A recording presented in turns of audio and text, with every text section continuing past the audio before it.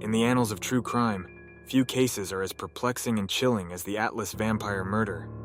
Our story begins in the heart of Stockholm, Sweden, in the year 1932.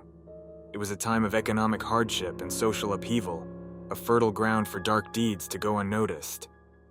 On a quiet April morning, a cleaning lady arrived at the apartment of Lilly Lindeström, a 32-year-old prostitute known to her clients as the Atlas. What she discovered would become one of the most gruesome and baffling unsolved murders in European history. Lily's lifeless body was found in her small, sparsely furnished apartment. She had been bludgeoned to death, but it was the discovery of an empty, blood-stained gravy ladle nearby that hinted at something far more sinister. Her killer had drained her blood and possibly consumed it. As we delve deeper into this case, we'll unravel the layers of mystery that surround the Atlas vampire. Who could have committed such a heinous act? What were their motives? And why has this case remained unsolved for nearly a century? The morning of April 4th, 1932, began like any other for a cleaning lady tasked with tidying up the apartments in a modest Stockholm neighborhood.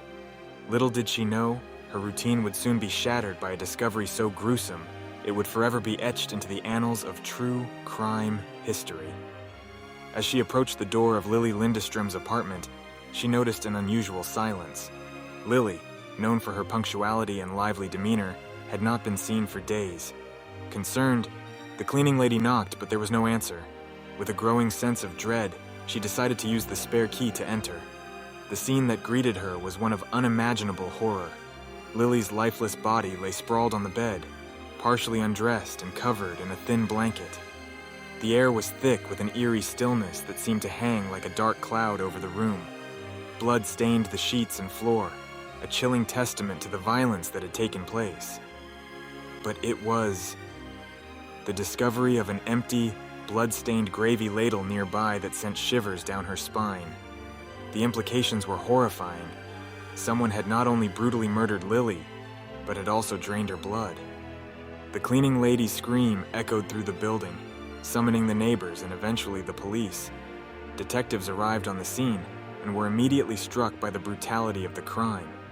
Lily had been bludgeoned to death, her head bearing the marks of a savage attack. The presence of the blood-soaked ladle suggested a level of depravity that was both shocking and baffling. This was not just a murder, it was something far more sinister. The police began their investigation, scouring the apartment for clues. They found no signs of forced entry, indicating that Lily might have known her killer. Neighbors were questioned, but no one had seen or heard anything unusual.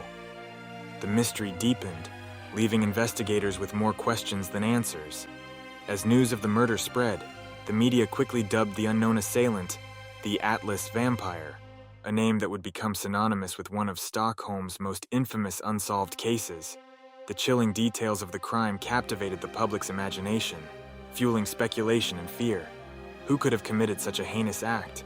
What drove them to drain Lily's blood? And why has this case remained unsolved for nearly a century? The discovery of Lilly Lindeström's body marked the beginning of a dark and twisted tale that would haunt Stockholm for decades to come. As the police meticulously combed through Lilly Lindeström's apartment, the gravity of the crime began to unfold in disturbing detail. Every corner, every surface, was scrutinized for clues that might lead them to the perpetrator. The scene was a cacophony of evidence, each piece more bewildering than the last. The blood-stained ladle found near Lily's body was the most perplexing clue. Why a ladle? The police theorized that it had been used to collect and possibly drink her blood, giving the crime an almost ritualistic undertone. This was not the work of an ordinary killer. It was someone with a dark, twisted obsession. Forensic experts of the time, though limited by the technology of the 1930s, did their best to gather evidence. Blood samples were taken, and the apartment was dusted for fingerprints. However, the killer had been meticulous. No fingerprints were found, and the lack of any signs of forced entry suggested that Lily had willingly let her killer in. The positioning of Lily's body also raised questions. She was found partially undressed, covered by a thin blanket, as if the killer had taken a moment to arrange her in a specific manner. It hinted at a level of familiarity, or perhaps a twisted form of respect. But why? What was the killer's connection to Lilly? Neighbors were interviewed, but none reported seeing or hearing anything suspicious. Lilly's last known clients were questioned, but they all had alibis. The police were left with a chilling realization. The killer might have been someone who knew how to blend into the shadows, someone who could strike without drawing attention. As the investigation continued, the media's fascination with the case grew. Newspapers ran sensational headlines, and the public's imagination was captured by the grisly details. The pressure on the police to solve the case intensified, but each lead seemed to take them further into a labyrinth of dead ends. The crime scene analysis painted a portrait of a methodical and deeply disturbed individual. The brutality of the murder, combined with the bizarre act of blood draining, suggested a mind that was both cunning and deranged. The Atlas vampire, as the killer came to be known, had left a mark not just on Lilly Lindeström, but on the entire city of Stockholm. As we move forward, we will delve deeper into the theories and suspects that emerged in the wake of this horrifying crime. Who could have committed such an atrocity? What drove them to such a dark act? The answers, if they exist, are buried deep within the shadows of history. Before we delve further into the dark mystery of the Atlas vampire, it's crucial to understand who Lilly Lindeström was. Her life, though tragically cut short, holds the keys to many questions that still linger about her untimely death. Lilly Lindeström was a 32-year-old woman living in Stockholm. Known to her friends and clients as a kind, gentle soul, she worked as a prostitute to make ends meet in a city that could be both unforgiving and harsh. Despite the stigma surrounding her profession, Lilly maintained a sense of dignity and grace. She was well liked in her community, often described as someone who would go out of her way to help others. Lilly lived in a modest apartment in the Atlas area of Stockholm, a neighborhood that was a mix of working-class families and individuals trying to carve out a living during difficult economic times. Her apartment, though small, was a reflection of her personality, neatly kept, with personal touches that made it a warm and inviting space. Friends and neighbors remembered Lilly as a woman of routine. She was often seen at the local markets, chatting with vendors, and picking up essentials. Despite the challenges she faced, Lilly had dreams and aspirations. She spoke of one day leaving her current life behind and starting anew, perhaps opening a small shop or finding a different line of work.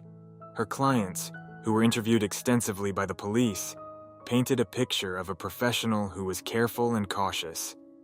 Lilly was selective about whom she let into her apartment, and she always made sure to keep her personal life separate from her work. This made the circumstances of her murder all the more perplexing. How did someone gain her trust enough to commit such a heinous act? Lilly's last days were spent much like any other. She saw a few clients, ran errands, and spent time with her close friends. There were no signs of distress or fear, nothing that indicated she was in any immediate danger. This normalcy made the discovery of her body all the more shocking. As we piece together the fragments of Lilly's life, we begin to see a woman who was much more than her profession. She was a dreamer, a friend, and a beloved member of her community. Her murder was not just the loss of a life, but the shattering of a future that held promise and hope. As the shock of Lilly Lindeström's brutal murder settled over Stockholm, the police launched an intensive investigation to catch her killer. The crime scene was meticulously examined, and every possible lead was pursued. However, the bizarre nature of the murder presented unique challenges. The lead investigator, Inspector Sven Andersson, was a seasoned detective known for his keen eye and methodical approach. He and his team began by interviewing everyone in Lilly's life: friends, neighbors, and clients. Each conversation painted a more detailed picture of Lilly's last days, but they also raised more questions than answers. One of the first puzzling aspects was the lack of any signs of forced entry.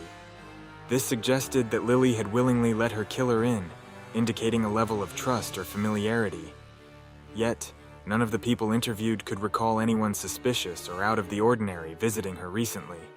The police also scrutinized the unusual detail of the blood-soaked ladle found at the scene. Forensic experts of the time were baffled by its presence and purpose. The notion that someone had used it to drain and possibly consume Lilly's blood was both horrifying and perplexing. It pointed to a deeply disturbed individual, But with no precedent for such a crime, the police were at a loss for where to start. Inspector Anderson's team also looked into the possibility of the killer being one of Lilly's clients. While some had alibis, others were harder to track down. The transient nature of many of her clients complicated the investigation, as some could not be located or had left Stockholm altogether. Despite their spurs från vinds, best efforts, the case began to stall. Leads dried up and the trail grew cold.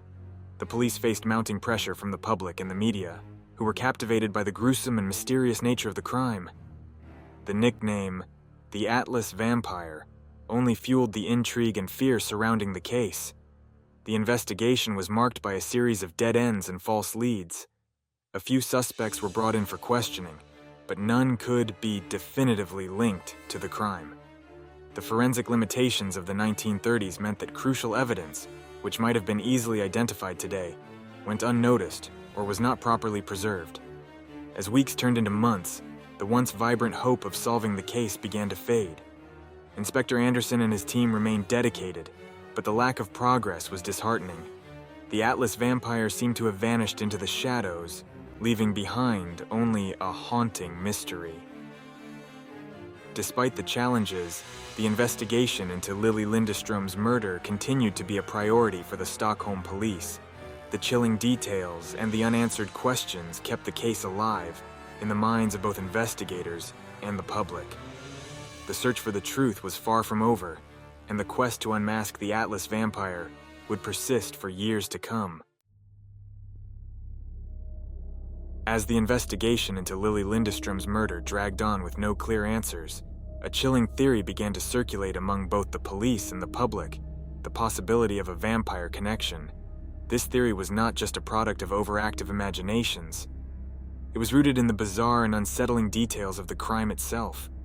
The idea that Lilly's blood had been drained and possibly consumed led some to believe that her killer was not just a disturbed individual, but someone with a macabre obsession with blood. The presence of the blood-soaked ladle at the crime scene only fueled these suspicions. Could it be that the Atlas Vampire was more than just a nickname? Experts in folklore and criminology were brought in to explore this theory further. They delved into historical accounts of vampirism, looking for parallels that might shed light on the case. Vampires, as myth and legend suggest, are creatures that feed on the life force of their victims, often through the consumption of blood. While these tales are usually relegated to the realm of fiction, the eerie similarities to Lilly's murder were hard to ignore. The media, always eager for a sensational story, latched onto the vampire theory, and it quickly became the dominant narrative. Newspapers ran headlines about the Vampire of Atlas and speculated on the identity and motives of this supposed creature of the night. Public fear and fascination reached a fever pitch, with some Stockholm residents even taking precautions against potential vampire attacks. But not everyone was convinced. Skeptics argued that the vampire theory was a distraction from the real, human culprit behind the crime. They believed that the focus on vampirism was sensationalist and detracted from the serious and methodical police work needed to solve the case. Inspector Sven Andersson himself was wary of the vampire theory, though he could not completely dismiss it given the bizarre nature of the evidence. As the investigation continued, the vampire connection remained a tantalizing possibility. It added a layer of supernatural intrigue to an already baffling case, making it one of the most talked about unsolved mysteries of the time. Whether the Atlas Vampire was a real entity or a figment of collective fear and imagination, the question lingered. What kind of person could commit such a heinous act, and why? In the end, the vampire theory, while never proven, became an integral part of the legend surrounding Lilly Lindeström's murder. It served as a chilling reminder of the lengths to which the human mind can go to make sense of the incomprehensible. The Atlas Vampire, whether man or myth, remains a shadowy figure in the annals of true crime, a symbol of the darkness that can lurk in the most unexpected places. As the investigation into the Atlas Vampire continued, the lack of concrete evidence left the field wide open for theories and speculations. With each passing day, new ideas emerged, each attempting to explain the inexplicable. One of the most prevalent theories was that Lilly Lindeström's murder was the work of a deranged individual with a deep-seated obsession with blood. This theory suggested that the killer might have been inspired by historical accounts of vampirism, or even modern depictions of vampires in literature and film. The presence of the blood-soaked ladle seemed to support this idea, hinting at a ritualistic element to the crime. Another theory focused on the possibility that the killer was someone from Lilly's own circle, perhaps a client or an acquaintance who had developed a dangerous fixation. Investigators considered the notion that the murderer might have been a regular visitor to her apartment, someone who knew her routines and could easily gain her trust. This line of thinking led the police to scrutinize Lilly's client list and personal relationships, though no definitive suspect emerged. Some speculated that the murder could have been the result of a botched robbery or a violent confrontation that escalated out of control. However, this theory struggled to account for the macabre detail of the blood draining, which seemed too deliberate and methodical to be the work of a panicked thief. Then there were those who believed that the Atlas vampire was not a single individual, but rather a part of a larger, more sinister group. This theory posited that Lilly's murder was a ritualistic killing carried out by a cult or secret society with dark, esoteric beliefs. While this idea was largely fueled by public fear and sensationalist media coverage, it added another layer of intrigue to an already complex case. Despite the plethora of theories, none could provide a definitive answer. The lack of physical evidence and the bizarre nature of the crime made it difficult to separate fact from fiction. The police remained committed to exploring every possibility, but the truth continued to elude them. As we delve deeper into this mystery, it becomes clear that the case of the Atlas vampire is as much about the human need to understand the unknown as it is about the crime itself. Theories and speculations, while intriguing, serve as a reminder of the limits of our knowledge and the darkness that can lurk just beyond the edge of understanding. The Atlas vampire case left an indelible mark on Stockholm and its residents. The brutal nature of Lilly Lindeström's murder and the chilling details of the crime sent shockwaves through the community. Fear and paranoia gripped the city as people grappled with the terrifying possibility that a vampire-like killer could be lurking among them. The immediate impact on the local community was profound. Neighbors who had once felt secure in their homes now looked over their shoulders with unease. The media's sensational coverage only fueled the fear, with headlines screaming of a bloodthirsty monster on the loose. The public's imagination ran wild, and the streets of Stockholm, usually filled with life and laughter, were now clouded with a pervasive sense of dread. But it wasn't just the local community that felt the tremors of this case. The Atlas vampire murder caught the attention of criminologists, psychologists, and true crime enthusiasts around the world. Experts debated the psychological profile of the killer, with some suggesting a deeply disturbed individual driven by dark fantasies, while others considered the possibility of a ritualistic motive. The case became a subject of study in criminal psychology courses, a grim example of the extremes of human behavior. Over the years, the case also had a significant impact on popular culture. Books, documentaries, and even fictional accounts drew inspiration from the gruesome details of Lilly's murder. The image of the blood-soaked ladle became an enduring symbol of the case's macabre nature, and the moniker Atlas vampire took on a life of its own, entering the lexicon of true crime lore. For the residents of Stockholm, the case served as a stark reminder of the darkness that can exist in the most unexpected places. It prompted changes in how crimes were investigated and highlighted the need for better protection and support for vulnerable individuals like Lilly. The case also spurred conversations about mental health and the importance of understanding the psychological factors that can lead to such heinous acts. As we look back on the impact of the Atlas vampire case, it's clear that it left a lasting legacy, not just in the annals of crime history, but in the collective memory of a city forever marked by this chilling mystery. The fear may have faded, but the questions and the fascination remain, a testament to the enduring power of this unsolved enigma. As we delve into the present day, the Atlas vampire case remains one of Stockholm's most enduring mysteries. Despite the passage of time, the fascination with this unsolved crime has not waned. modern investigators and true crime enthusiasts continue to revisit the details, hoping to uncover new clues that could finally solve the case. Advancements in forensic science have brought renewed interest and hope. With the advent of DNA technology and other modern investigative tools, there's a possibility that old evidence could be re-examined to yield new insights. Some cold cases have been solved decades later thanks to these advancements, sparking hope that the Atlas vampire mystery could also see a breakthrough. Public interest in the case has surged with the rise of true crime media. Podcasts, YouTube channels, and documentaries have all covered the story, bringing it to a new generation of armchair detectives. Online forums buzz with theories and speculations, each more intriguing than the last. Could the killer have left behind a piece of evidence that modern technology can now analyze? Is there a witness out there who holds the key to unlocking this mystery? The Stockholm police occasionally receive tips, but none have led to a definitive answer. The case remains open, a haunting reminder of the city's dark past. The police have not given up, and neither have the countless individuals who remain captivated by the story. Each new piece of information, no matter how small, is scrutinized in the hope that it could provide the missing link. For the residents of Stockholm, the Atlas vampire case has become a part of the city's folklore. It's a story that parents tell their children, a chilling tale that serves as a reminder of the dangers that can lurk in the shadows. It has also spurred community efforts to improve safety and support for vulnerable individuals, ensuring that the city learns from its dark history.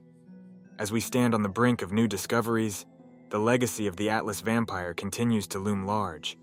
The questions remain unanswered, but the pursuit of truth carries on. Who was the Atlas vampire? And will we ever truly know why they committed such a heinous act?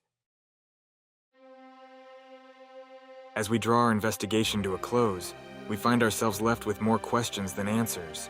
The Atlas vampire case is more than just an unsolved murder. It's a haunting enigma that continues to captivate and perplex.